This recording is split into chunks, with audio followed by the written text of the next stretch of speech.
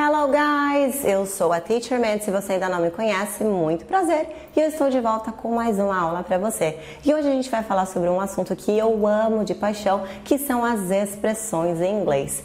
E o que eu acho muito legal sobre as expressões é porque nós como brasileiros, a gente não está, até mesmo porque a gente vive aqui no Brasil, né? Então muitas vezes a gente acaba perdendo um pouquinho desse dia a dia lá de fora, não é verdade? Então, o que eu preparei hoje para vocês?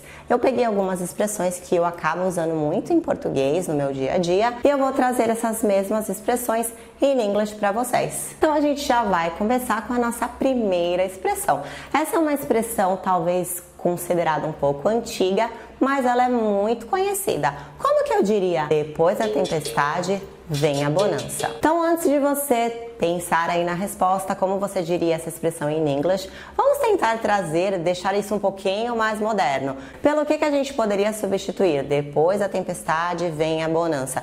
Então, você poderia substituir há males que vêm para o bem, tudo tem um lado bom na vida, tá bom? Então, não somente essa primeira que eu mostrei pra vocês, que talvez nem seja muito usada nos dias de hoje, mas também para essas duas situações que eu te expliquei agora. Então, em inglês, você diria assim: Every cloud has a silver lining. Então, eu vou te dar um exemplo para você entender como você vai pegar essa expressão e começar a usar no seu dia a dia. Então, vamos imaginar que você está conversando com um amigo e você está passando por uma situação difícil. Aí você olha para ele e fala assim: ai, olha, é uma situação muito difícil, muito complicada, mas há males que vêm para o bem. Ou, depois da tempestade, sempre vem a bonança. Então, em inglês, você diria assim: It's a hard situation, but every cloud has a silver lining. A nossa situação número 2 é a seguinte: como é que eu expresso essa ideia? Fazer algo às pressas, ou fazer de qualquer jeito, ou até mesmo fazer uma economia. Mas não uma economia positiva. Sabe quando você economiza demais? Como que eu expressaria essa ideia em inglês? Então você vai dizer assim: to cut corners. Eu vou já te dar um exemplo para você. Eu já vou te dar um exemplo para você entender melhor como você vai usar essa expressão. Então, no sentido de economizar, sabe? Economizar até demais. Então, a gente vai usar o to cut corners para essa situação primeiro, tá bom? Então, se você quiser dizer assim: eu não vou economizar somente para guardar dinheiro, para economizar dinheiro. Qualidade em primeiro lugar. Então, para essa situação, você montaria a frase dessa maneira: I won't cut corners just to save money.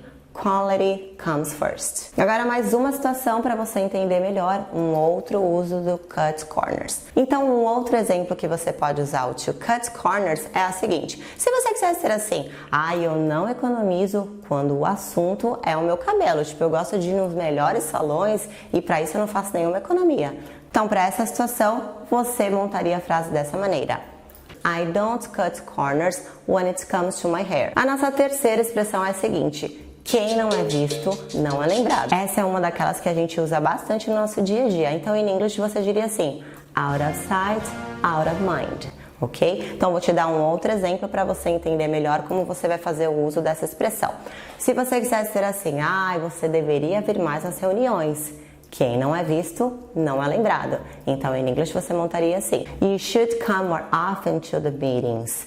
Out of sight, out of mind. E a nossa quarta expressão é a seguinte: como que eu expresso essa ideia? Se iludir com alguém ou com alguma coisa. Então, em inglês, você vai dizer wishful thinking. E é claro que a Marília Mendonça, se ela fosse cantar uma música em inglês, ela usaria com certeza essa expressão. Não é verdade? Então, eu vou te dar um exemplo para você entender melhor como você vai começar a usar essa expressão. Se você quiser dizer assim: eu achei que a gente estava apaixonado, mas foi só uma ilusão. Em inglês ficaria assim: I thought we were in love, but it was wishful thinking. E por hoje é só. Eu espero de coração ter te ajudado com essa aula de hoje. Já começa a colocar essas expressões em prática, não deixe para depois. Se você tem alguma expressão que você tem curiosidade de saber como você falaria essa expressão em inglês, deixa um comentário aqui que eu vou ficar muito contente de te responder. E é claro que eu te espero na nossa próxima aula. Bye bye!